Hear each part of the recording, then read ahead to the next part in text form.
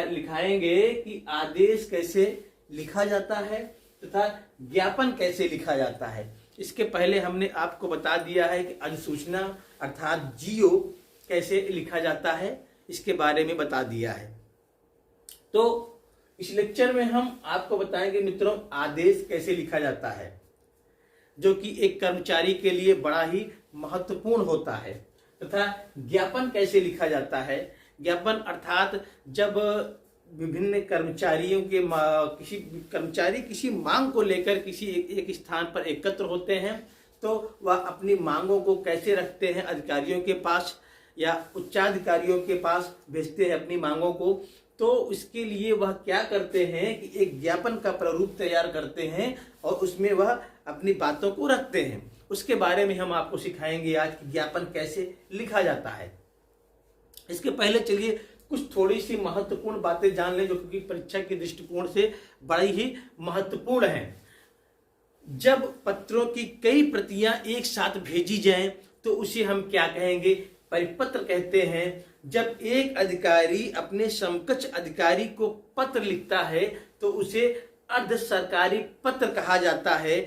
जब एक विद्यार्थी अपने स्कूल के प्रधानाचार्य को अभिवेदन में क्या लिखेगा, तो वह आपका आज्ञाकारी शिष्य लिखेगा। मच्छरों के प्रकोप से संबंधित शिकायत हम किससे करेंगे, माननीय स्वास्थ्य अधिकारी से करेंगे। और जैसे कि मान लीजिए मित्रों, अगर आपको क्वेश्चन में पूछा जाए कि कौन सा पत्र व्यक्तिगत पत्र की श्रेणी में आता है, तो एक ऑप्शन दे दिया गया आपका अनौपचारिक पत्र, दूसरा ऑप्शन दे दिया गया कि मित्र का पत्र, या फिर प्रार्थना पत्र, या फिर व्यापारिक पत्र, या संपादन के नाम पत्र। तो व्यक्तिगत पत्र जो आपका मित्र को पत्र आप लिखेंगे उसे व्यक्तिगत पत्र कहा जाता है, अर्थात औपचारिक पत्र को ही व्यक्तिगत पत्र कहा जाता है।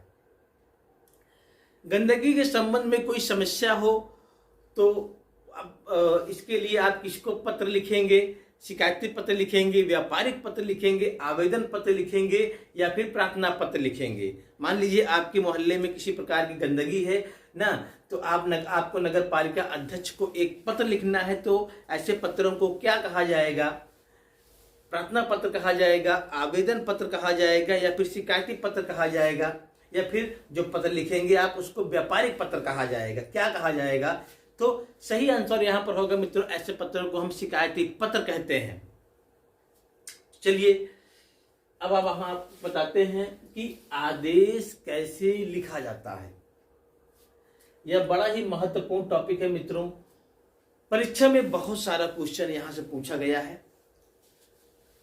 आदेश, यह उच्चाधिकारी अपने कर्मचारियों को लिखता है, अर्थात वह कर्मचारियों का पदोन्नति हुआ या फिर कर्मचारियों का स्थानांतरण, ट्रांसफर जिसे कहते हैं, स्थानांतरण हुआ इत्यादि प्रकार, या कहीं पर उनकी ड्यूटी को लगाना हुआ इत्यादि प्रकार की सूचनाएं अधिकारी अपने निम्न स्तरीय कर्मचारियों को आदेश के माध्यम से सूचित करते हैं कि आपको यह कार्य करना है।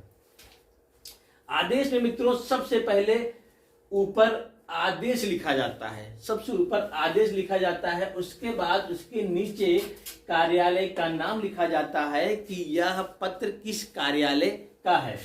उसके नीचे उस विभाग का नाम लिखा जाता है, जैसे मान लीजिए विभाग में लिख दिया पंचायती राज विभाग, ठीक है। दाहिनी ओर मार्जिन से सटा हुआ आपका पत्रांक संख्या लिखा जाएगा, सॉरी दाहिनी नहीं, बाईं ओर मार्जिन से सटा हुआ आप पत्रांक संख्या लिखेंगे, उसके ठीक सामने दिनांक लिखेंगे, दिनांक के नीचे पुनः आदेश लिखा जाता है, और उसके बाद बाईं ओर से पत्रांक संख्या के नीचे से लिखा जाता है कि मैं यह आदेशित करता हूं कि ... इत्यादि प्रकार के जो बातें अधिकारी को कर्मचारियों को सूचित करने के लिए कहनी होती है, उन बातों का जिक्र यहां पर किया जाता है। उसके बाद मित्रों दाहिनी ओर नीचे लिखा जाता है उस अधिकारी का नाम रहेगा जिसने इस पत्र को भेजा है, और उसका पद नाम रहेगा कि किस पद पे वह कहां पर तैनात है, किस पद पर तैनात है, उस स्थान का नाम रहेगा जिस स्थान पर यह पत्र भेजा जाएगा, जिस स्थान का यह पत्र रहेगा। फिर पुनः बाईं ओर पत्रांक संख्या लिखा जाता है और उसी के सामने दाईं ओर दिनांक लिखा जाता है, और उसके नीचे लिखा जाता है प्रतिलिपि निम्नलिखित की सेवा में सूचनार्थ, अर्थात यह प्रतिलिपि किसके किसके पास जानी है, किसके किसके पास जाएगी। प्रतिलिपि में जो है यह इस जो ये आदेश होता है इसकी फोटो स्टेट कई प्रतियों में निकाली जाती है और विभिन्न अधिकारियों के पास यह प्रेषित की जाती है संज्ञान के लिए। और दाहिनी ओर मित्रों सबसे नीचे उस अधिकारी का हस्ताक्षर होगा जिसने यह आदेश दिया है और उसका पदनाम लिखा जाएगा। इस प्रकार से आपका आदेश लिखा जाता है कार्यालय में। दूसरा है मित्रों ज्ञापन। ज्ञापन में सबसे ऊपर आपका ज्ञापन लिखा रहेगा और उसके बाद मित्रों आपका लिखा रहेगा ऊपर मंत्रालय, विभाग या कार्यालय का नाम। जैसे इसमें सबसे ऊपर कार्यालय का नाम लिखा गया था मित्रों, वैसे यहां पर भी क्या लिखा रहेगा, मंत्रालय, विभाग या कार्यालय का नाम दिया रहेगा। उसके नीचे रहेगा ज्ञापन संख्या, उसके नीचे आप लिखेंगे ज्ञापन संख्या। दाहिनी ओर आप लिखेंगे स्थान का नाम और उसी के बगल में लिखेंगे दिनांक। उसके नीचे लिखा जाएगा कार्यालयी ज्ञापन। उसके बाद नीचे लिखा जाएगा विषय, और विषय में जिस संबंध में यह ज्ञापन देना हो उसके बारे में यहां पर लिखा जाएगा। और उसके नीचे विषय से थोड़ा सा हट करके, अर्थात विषय से एक स्पेस हट करके हम लिखेंगे मैं इतर द्वारा सूचित करता हूं कि नीचे जो भी बातें रहेंगी वह लिखा जाता है। यहां पर क्रम संख्या 1 होता है मित्रों, लेकिन 1 लिखा नहीं जाता है, किंतु जैसे बातें और कई पहलू पर बातें रखनी होती हैं, किसी कर्मचारी को या किसी संगठन को अपनी बातों को ज्ञापन के माध्यम से अधिकारी को सूचित करना है, तो कई क्रम संख्या कई पहलुओं पर बात करनी होती है, तो उसको जिक्र हम 1 2 3 4 5 6 कर करते हैं। 1 नहीं लिखा जाता है किंतु 2 3 4 5 6 लिखा जाता है। और यहां पर उन तथ्यों को हम लिखेंगे जो तथ्य हमको लिखने हैं।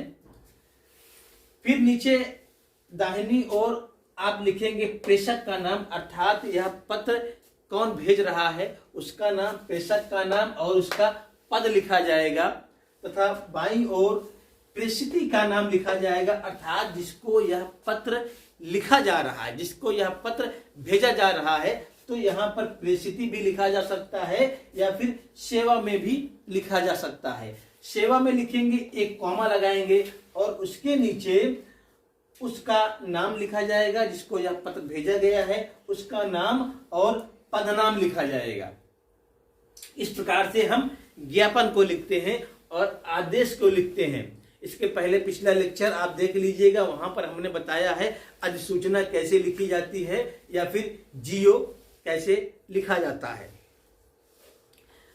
और यहां से जो परीक्षा में क्वेश्चन बनते हैं मित्रों, वह ऐसा बन सकता है कि संक्षेपण मूल पाठ से कितने शब्दों में लिखना चाहिए, अर्थात किसी चीज को आपको संक्षिप्त करना है, छोटा करना है, तो वह मूल पाठ से कितने शब्दों में लिखना चाहिए।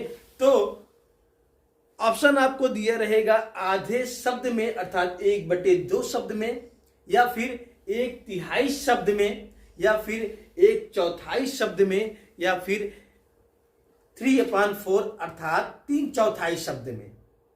तो संक्षेपण आप कितने शब्दों में लिखेंगे इसको आपको बताना है। ऑप्शन मैं पुनः बोल देता हूं, आधे शब्दों में, 1/3 शब्दों में, 3/4 शब्दों में या 2/3 शब्दों में। तो सही ऑप्शन होगा मित्रों, इसको आप सही उत्तर के रूप में बताएंगे, 1/3 शब्दों में संक्षेपण को लिखा जाता है। चलिए अब हम विभिन्न प्रकार के क्वेश्चन आपसे बना के पूछ लेते हैं, जैसे कि परीक्षा में पूछा गया है। आपको बताना है निम्नलिखित में से कौन पत्र की विशेषता नहीं है। क्वेश्चन आपको परीक्षा में दिया रहेगा कि निम्नलिखित में से कौन पत्र की विशेषता नहीं है। ऑप्शन आपको दिया जाएगा संक्षिप्तता, प्रेषक, क्रमबद्धता या विनयशीलता। इन चारों ऑप्शन में कौन सी पत्र की विशेषता नहीं है यह बतानी है आपको। तो सही ऑप्शन में क्या बताएंगे आप कि प्रेषक पत्र की विशेषता नहीं है, जबकि एक सुंदर पत्र के लिए पत्र की विशेषता क्या होती है कि पत्र क्या हो, संक्षिप्त हो, क्रमबद्ध हो और उसमें विनयशीलता की भावना दर्शित हो। इस प्रकार से पत्र को लिखा जाता है।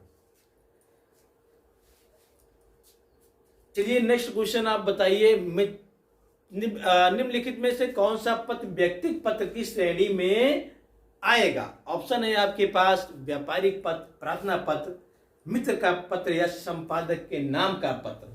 क्या सही ऑप्शन होगा यहां पर? तो मित्र का पत्र जो होगा वह व्यक्तिगत पत्र की श्रेणी में आएगा। एक विद्यार्थी अपने स्कूल के प्रधानाचार्य को अभिवेदन में क्या लिखेगा, उसे क्या लिखना चाहिए। ऑप्शन आपको दिया रहेगा, आपका लिखना चाहिए यहां नीचे दाहिनी ओर, या फिर भवदीय लिखना चाहिए, या आपका आज्ञाकारी शिष्य लिखना चाहिए, या आपका सेवक लिखना चाहिए। सही ऑप्शन आप बताएंगे, आपका आज्ञाकारी शिष्य लिखना चाहिए। तो इस लेक्चर में बस इतना ही।